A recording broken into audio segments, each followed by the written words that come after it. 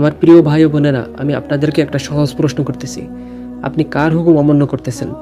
আল্লাহ সুবহানাহু ওয়া তাআলা বলেছেন ইবাদতের পাশাপাশি কাজ করতে, কিন্তু আপনারা করছেন কাজের পাশাপাশি ইবাদত।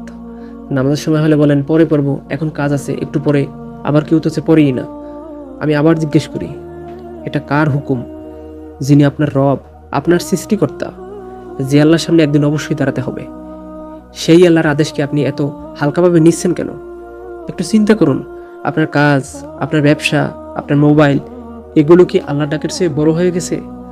মৃত্যুকেও কি আপনি একইভাবে একদিন পিছিয়ে দিতে পারবেন যে মৃত্যু তুমি একদিন পরে এসো? একদিন যখন আল্লাহ জিজ্ঞেস করবেন আমি তো তোমাকে ডেকেছিলাম, সেদিন আপনার উত্তর কি হবে?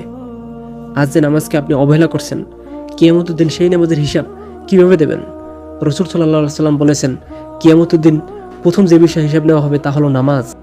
তাই আজই সিদ্ধান্ত নিন, আল্লাহর ডাকে সাড়া দিন, কারণ মৃত্যু কোনো নোটিশ দিয়ে